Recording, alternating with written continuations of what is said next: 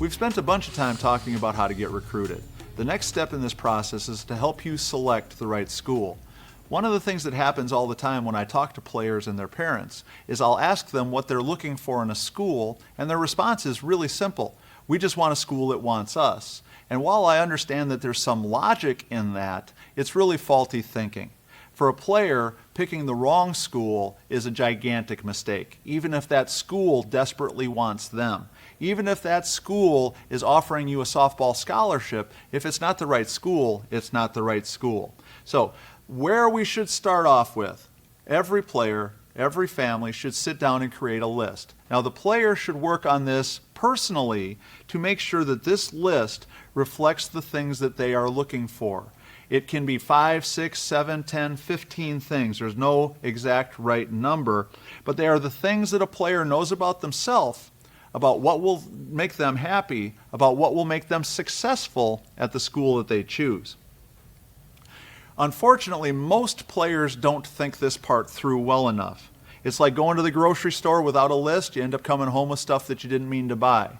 Many players make the same mistake. They start looking for a school without really knowing what it is that they're looking for. So the list is a great tool to use. We want to make sure that the things that you're thinking about are the things that are important to you as a player. Playing time, distance from home, academic program, all those things are important and are things that you should be considering. I also would tell you to not worry about frivolous things. The school colors really might not be that important. The team nickname might not be that important, but the balance between academics and athletics, the coaching style, the way a coach works and interacts with their players, those are things that I think that you want to pay attention to. So we need to talk a little bit about reality. Most players start off dreaming the big dream. We talk about this often. So how do you figure out whether you really are a big dream kind of player? You have to see those teams play and you have to see those teams practice. One of the things that I think happens more and more now is because players get to see so many games on TV that they start to think of college softball as less demanding or less challenging than it really is. The truth of the matter is, it takes a very special player to play in college, period, and it takes a truly, truly special player to play at those big schools that you see on TV all the time. When you watch Florida or Oklahoma playing in the College World Series like you did last year, you're looking at the top 1/10 of 1%, which means the best player at the park every weekend.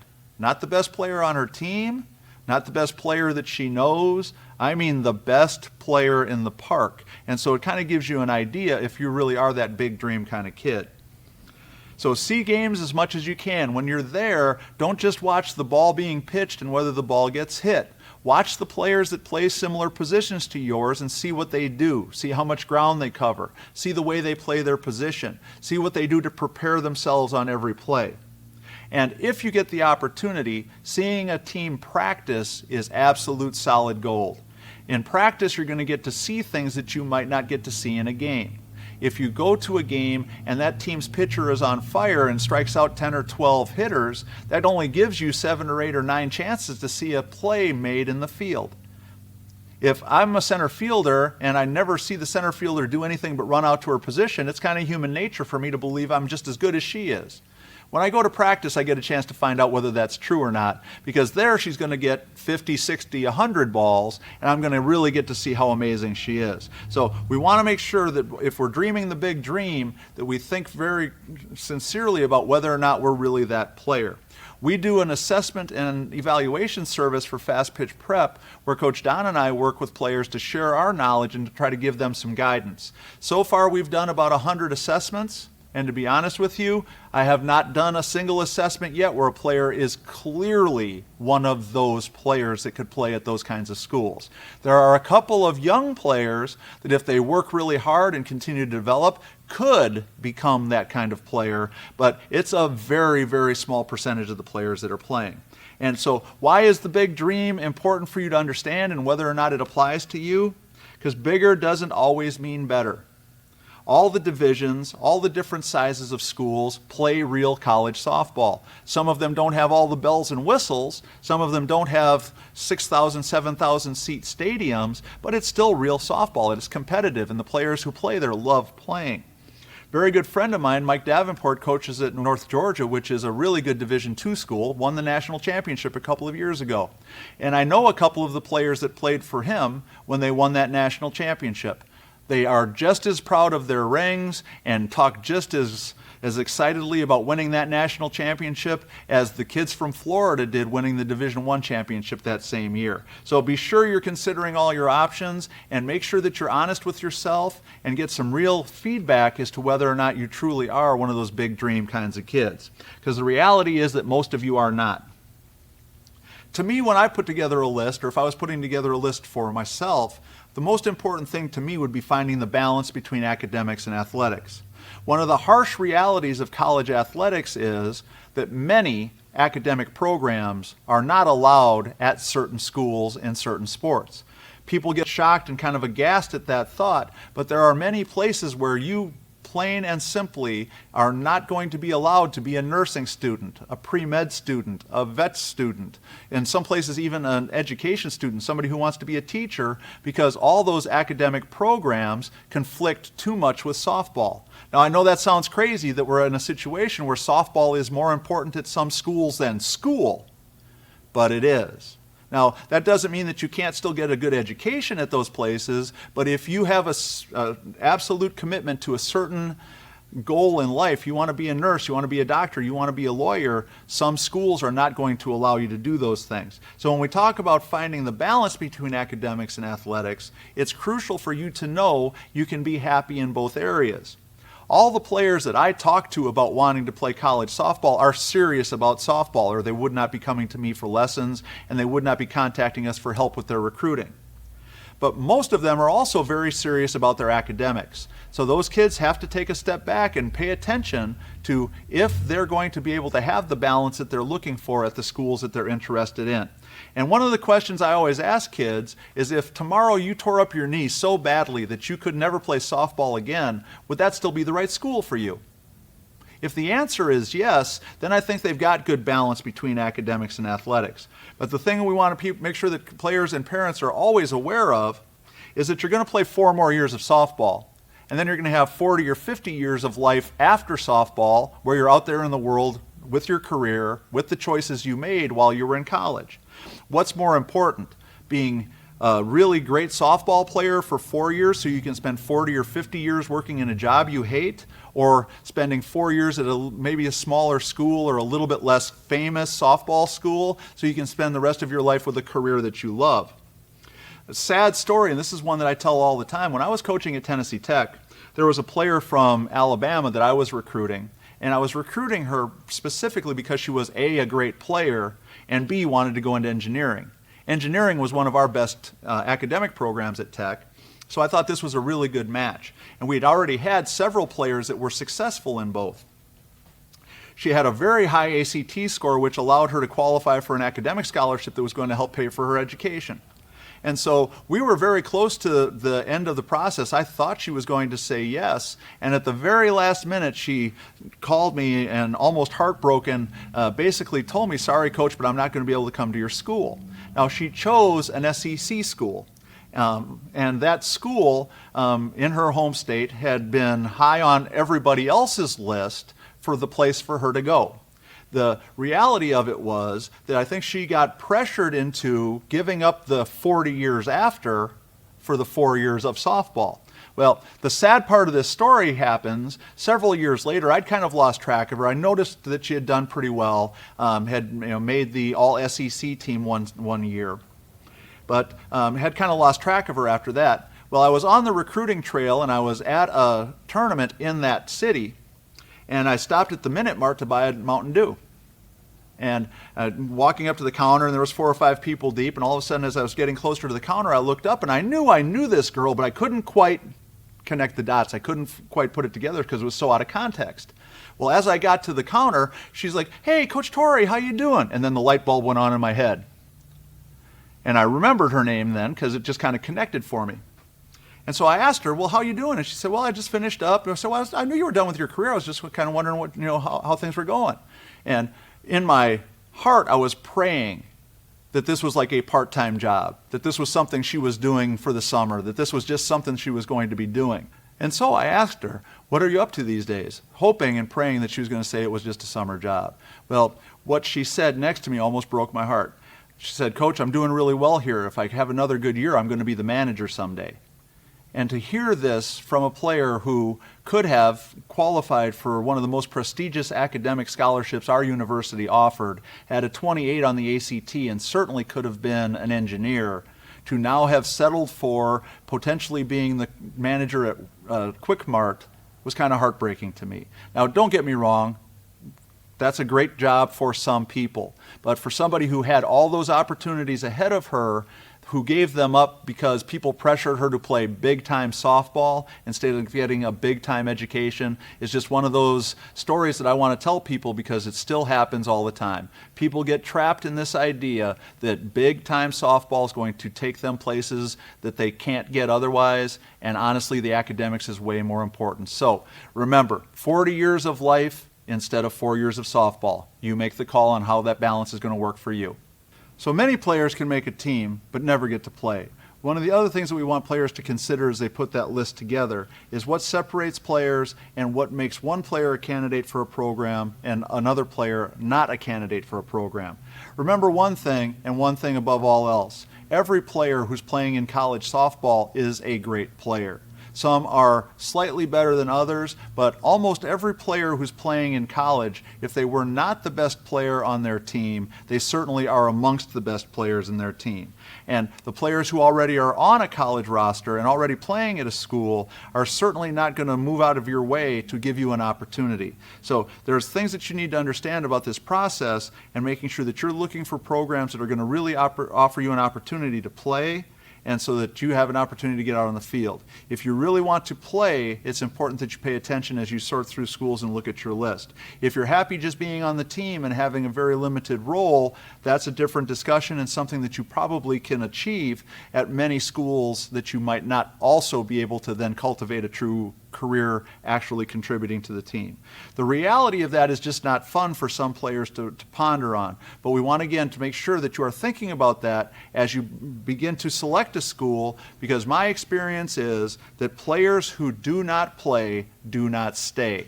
Even if you're winning national championships, even if you're on TV, even if you're at a really big school, ultimately, not getting on the field is so heartbreaking and so difficult that that leads to players leaving those schools. So if we know that's the likely outcome, let's set ourselves up for a place where we're going to have a chance to have success and to get onto the field.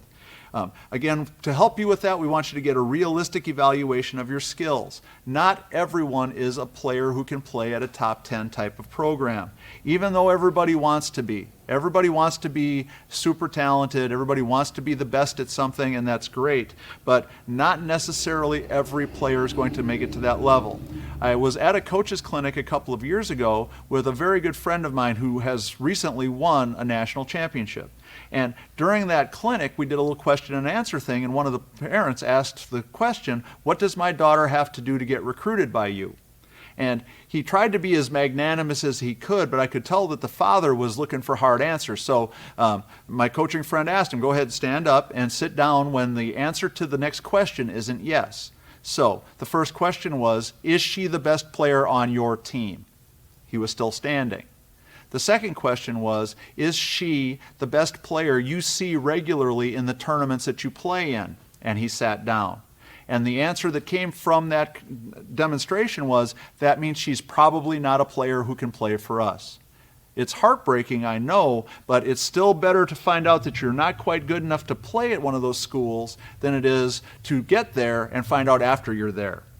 So a question I ask quite often when I talk to players and parents is, do you want to be happy or do you want to be famous? We talk about that because we want them to have some perspective.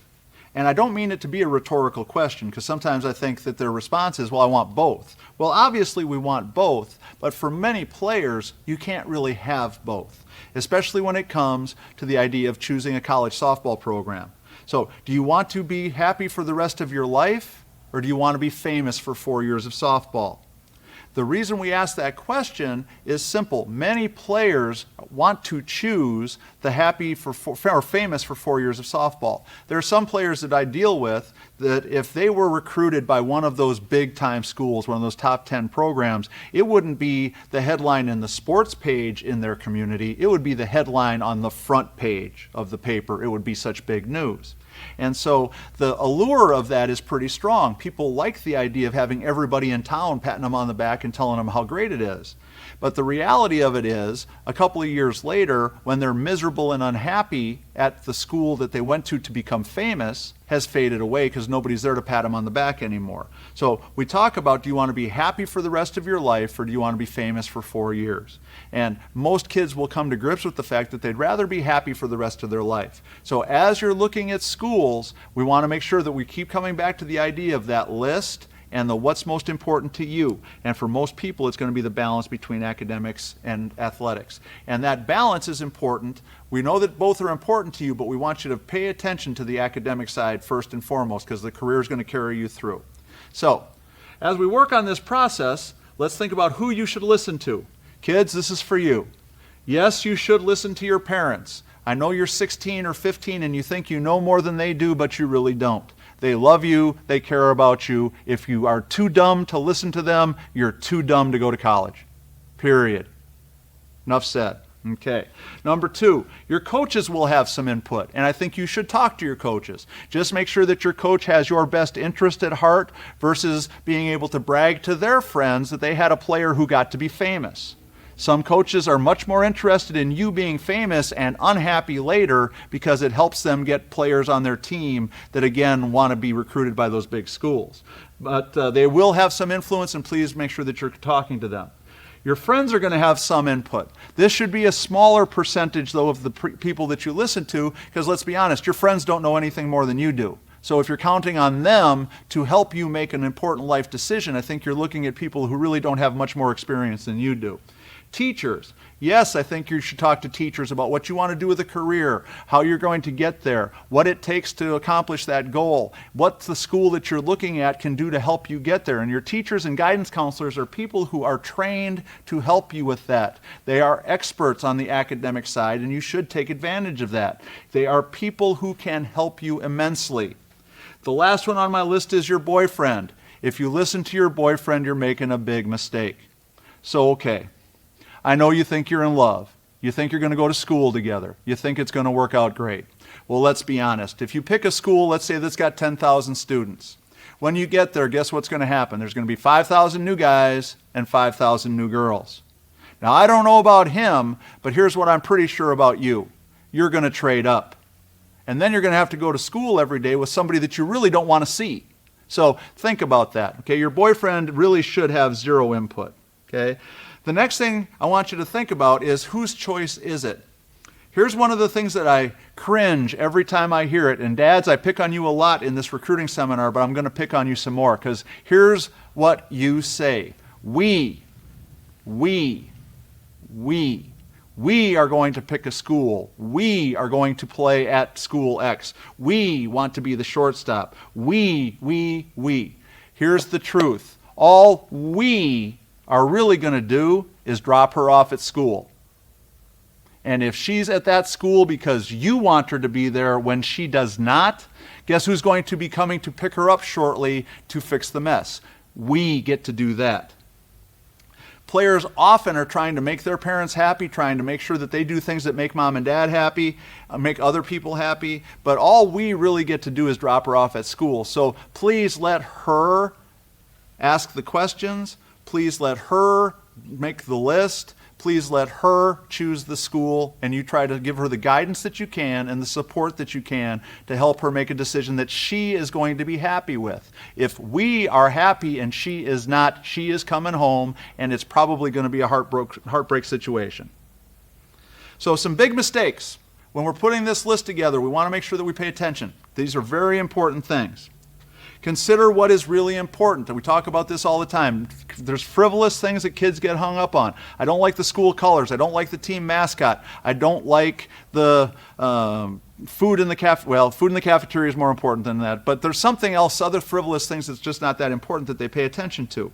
We want you to pay attention to things like the academic program that you want to study, the size and the location of the school, the coaching staff, and the style and way that they coach, how committed they are to you as a player, how committed they are to the program, the team makeup and how they are a match for you and your personal beliefs and in your ability to compete. The other question we always ask is, would you want to go to that school even if you stopped playing softball tomorrow? If the answer is yes, it's the right choice. If the answer is, well, I don't know, then, well, I don't know for sure if it's the right school for you. And the last thing about this list is, as you're working your way through that scorecard, you're never going to have a list that is all yeses. There's always going to be something that you just don't like. And that's okay as long as it's down the list someplace. If you've got 15 things on your list and 13 of them are yeses, and the first no is number 9 and the last one is number 14, that's not too bad.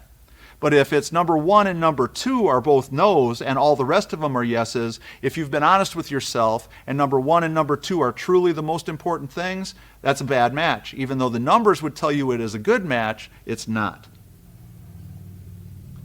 I love this slide. Those of us that are old remember hearing about and seeing newsreel footage of the Hindenburg. It seemed like a good idea, but it didn't work out very well. So I think we thought it was going to be a good idea to put explosive gas in something that could blow up with people on it. But we had to clean up the mess. Scholarship is an important part of why players want to get recruited. Getting an athletic scholarship to some kids and some families is the cherry on top of the sundae. The thing I tell people all the time, this is the guidance I give: find the right school first, then figure out how you can afford it. Figure out a way that you can afford it. If you try to find an affordable school or a cheap school or a school that's going to give you a big athletic scholarship and it's the wrong school, and you try to convince yourself you're going to like it or talk yourself into liking it, you're headed for a disaster. Find the right school, then decide if you can afford it. Don't find the affordable school and then try to convince yourself to like it. Think of it this way: there's a lot of other things in life that we have to make decisions based upon, can we afford it versus the quality of what we're getting. The idea that I have to find the cheapest school possible or I have to get the biggest scholarship possible to make school cheaper is a really bad idea. You wouldn't go to a used car lot and walk on that lot and say, I want the cheapest car you have. Why? Because you know it's a piece of junk. You don't go to the computer store and walk in and say, hey, I want the cheapest computer you have. Why? Because it's a piece of junk. It doesn't do anything. Just like that, we don't want to walk onto a college campus and go, is this the cheapest education I can get? It doesn't make sense. And I've had this discussion with a couple of dads. I even had a dad a couple of years ago who basically told me, his daughter's not that smart anyhow, so he just wanted her to play good softball. I thought that was really sad, but he also was the one that had to have the biggest scholarship possible. The idea that the scholarship is going to make you happy is just not true. If you're not playing, if you hate the school, if you hate the program, if you hate the coaches, if you hate your teammates, the fact that you get to go there for free doesn't make you any happier. You still are an unhappy kid every day. So, and if the scholarship is not there, if it's not going to be there to help you pay for school, there's still lots of other things that you can do to help make school more affordable. And there's lots of tools that you can look at through financial aid and other scholarships and academic aid and different types of scholarships that are lottery-based and academic-based that can help make school more affordable for most families. So we've worked on helping you build a great list. That list is going to give you some guidance. It's going to help you make sense out of this whole thing. As you now work your way down the list and zero in on schools that are a good fit for you, here's a few other things we want you to think about. I get this question all the time. Why am I not getting noticed? Players are always upset because friends of theirs are getting recruited, other players that they think they're as good as or better than are getting recruited. And what we try to get them to understand all the way back to the very first thought of the day, recruiting is a beauty contest that has no rules.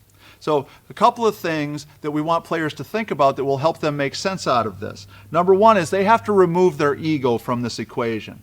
Remember, getting recruited is not a reward for what you've already done. It isn't owed to you because you've worked really hard. It isn't something that you deserve because you've been very committed to softball. The reality of it is most players who believe they've worked harder than others really are just like most of the players they know. They've worked just as hard as most of their friends. So the idea that somehow they are owed something is just faulty thinking. You have to remember that recruiting is a highly, highly competitive arena, and it's competitive within your team and between you and players on other teams at the same time. You need to stand out in comparison to your teammates. Obviously, that's not a team-oriented way to think about things, but if you're not the best player or one of the very best players on your team, chances are you're not getting recruited. If you're not better than the players on the other team, chances are you're not getting recruited. There's hundreds of kids for every roster spot. Standing out from the crowd, making sure that you're doing the things that are going to make college coaches notice you is crucial. If you do those things, it's going to help you get noticed. Getting noticed still does not mean that the phone's going to ring and that a scholarship is waiting for you. But if you do those things often and consistently, it's going to open doors for you. Remember that competition is a good thing if it pushes you to go to a higher level. Also, as you're working through this process, you're going to be targeting a scholarship and hoping for a scholarship to come your way. If you are lucky enough to be a player who gets recruited, who gets a scholarship offer, remember that is in and of itself a pat on the back and a great reward. Don't get caught up in comparing what you believe your offer is to what other people's offers are. Please don't try to get caught up in this ego thing of, well, I'm a better player than her, I should get more money than her. And don't get caught up in this idea of she said she's on a full ride, then that means I should get a full ride too. Everybody lies about their scholarship. We all understand that that's going to happen. Don't allow that to cloud your judgment. Make sure that you're looking for the right fit for you. Again, find the right school, then figure out how to afford it. Find the right school, then figure out how to pay for it. And if a softball scholarship is part of paying for it, beautiful. And anything that they offer you is a pat on the back and a job well done. So make sure that you do not lose track of that. Okay? So we've gotten to the point now where we're narrowing the field. You've put together a really good list. You've zeroed in on the schools that you think are the best fit for you. You've worked your list. You've gotten their attention. You've got 3 or 4 schools that are expressing an interest in you. You've got coaches calling you, sending you emails, inviting you for a visit.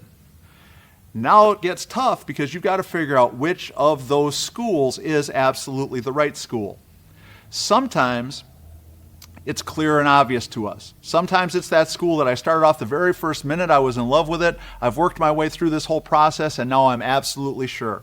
For others of us, it's not quite that clear and we need to really keep working the process.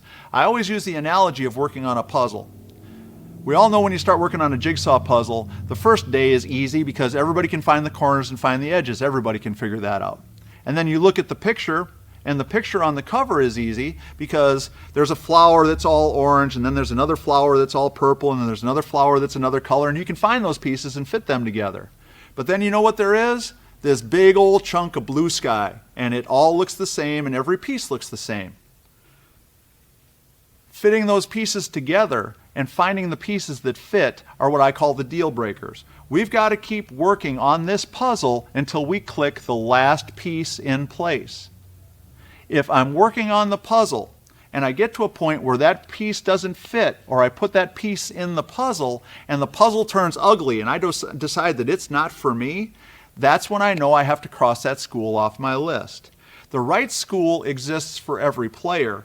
What that means is that you have got to cross other schools off your list. If you find a deal breaker, it's not a terrible thing. It makes your list shorter and puts you in a better position to zero in on less schools. But we're going to work on it until we fit all the pieces together. And once we click the last piece in, then we're going to know that we've found the right school.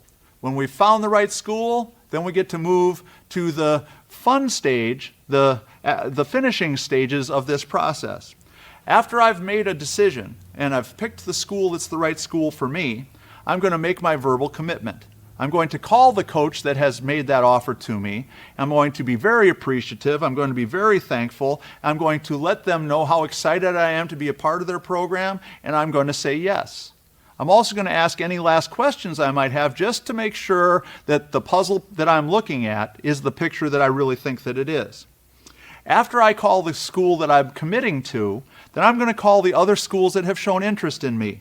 Yes, this is a difficult phone call to make. I think most college coaches will be professional and treat you the right way, but I have heard of college coaches hanging up on kids because they were so frustrated that they said no. I'm sorry, but those people are just jerks, so you don't really need to worry about what they think anyhow. Okay? So we want to make sure that we keep thinking about the fact that this commitment is you reaching the first perceived finish line. Now, the verbal commitment is a big step, but it's not the finish line. Because between the time you make your verbal commitment to the time that you sign that scholarship, things can happen. If you make a verbal commitment, you fall out of love with softball. If you make a verbal commitment, you stop practicing. You make a verbal commitment, you put on 40 pounds. Between the time you commit and the time you sign, that coach might have a change of heart. So even though you've made the verbal commitment, you need to keep working, keep grinding, keep going to lessons, keep playing travel ball, all those things. Every once in a while, a player will decide to back out of a verbal commitment. A bigger, better school comes along, a school that offers more of the things that they're looking for. So the verbal commitment's important. It means you're getting closer to the finish line, but we still have to make sure that we keep doing all the right things so that we keep all the doors open moving forward. So let's say you made your verbal commitment. Everything's moving along. Everything's going great. Everything's close to the finish line. We get to the signing period. The signing period happens during your senior year. In softball, there's a fall signing period, and then there's a spring signing period. Most players sign in the fall, which is November of their senior year. Once you sign that scholarship, you are legally bound to that university for 1 year no matter what.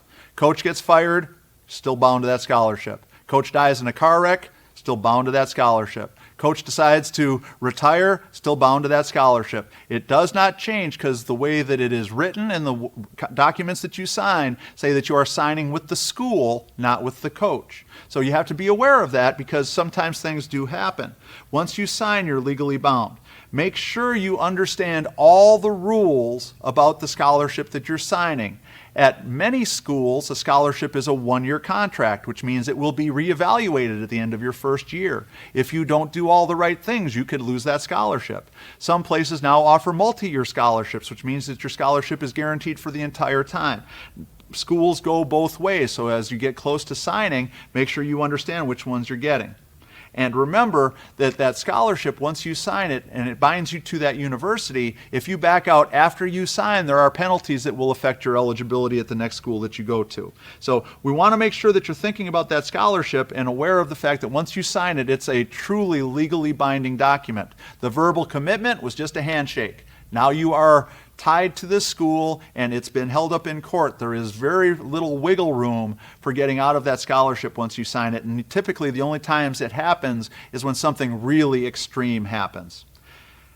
A place that you can look for information about what the scholarship means and the scholarship rules is the NCAA. The NCAA offers a lot of information. One place that we ought to definitely be aware of is the NCAA Eligibility Center. Once upon a time, each school decided if you were eligible to play or not.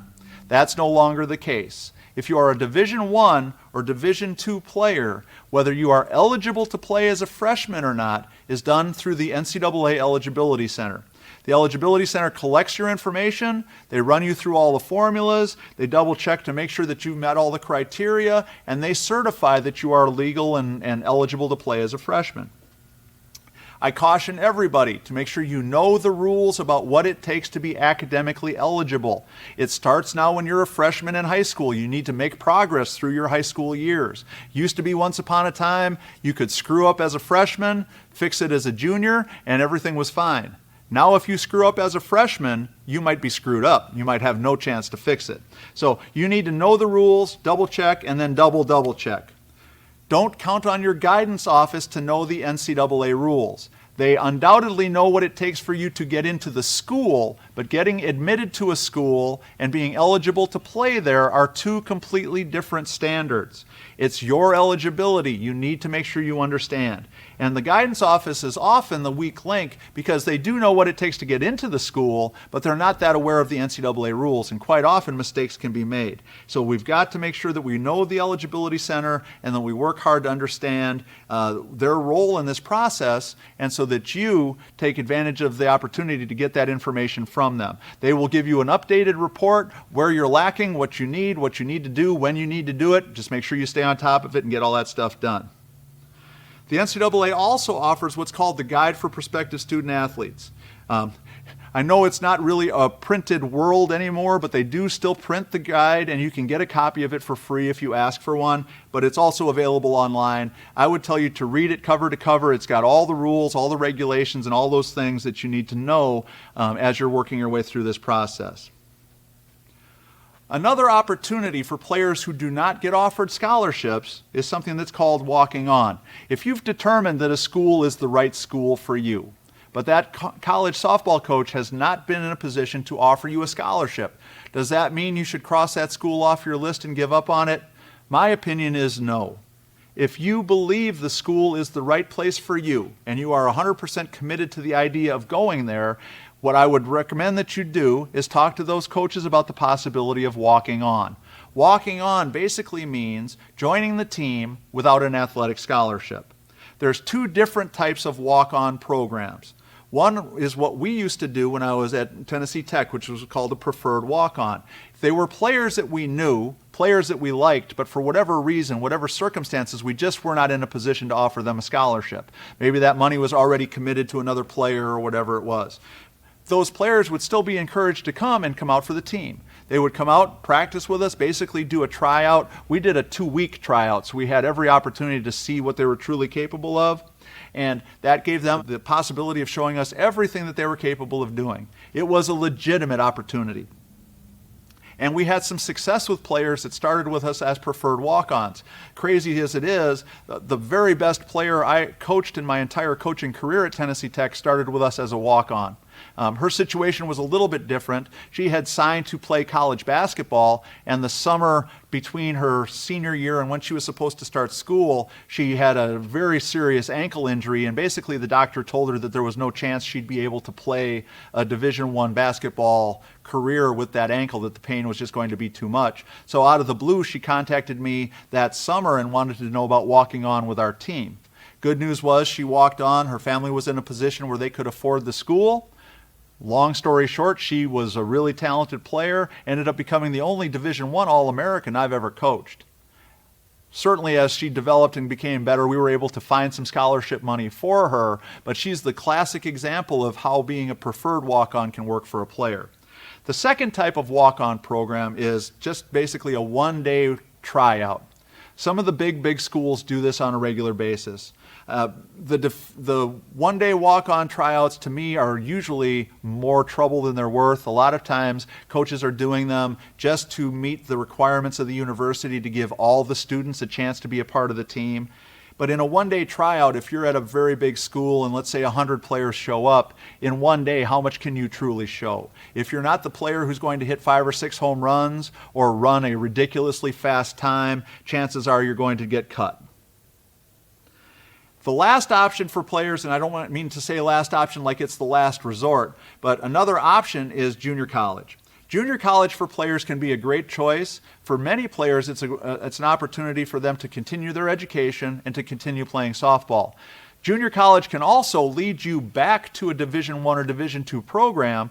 Basically, you go to play at a junior college for a couple of years. While you're there, you work on your academics, you can get your associate's degree, you can build your academic portfolio, and continue to improve as an athlete. From that launching point, you can then proceed back to a Division I or Division II school and continue your career. The advice I give everyone who's thinking about junior college as their option is to stick with it, go there, enjoy it, but count on exactly one thing. You're going to, for sure, get to play softball for 2 more years. If it leads back to a 4-year school and you get 4 years out of it, that's great. But if you go into that junior college opportunity treating it like this is the last I'm going to play, I'm going to give it everything I've got, I'm going to work really hard and make this the best 2 years of softball of my life, undoubtedly will be a success story whether you end up being back at a 4-year school or not.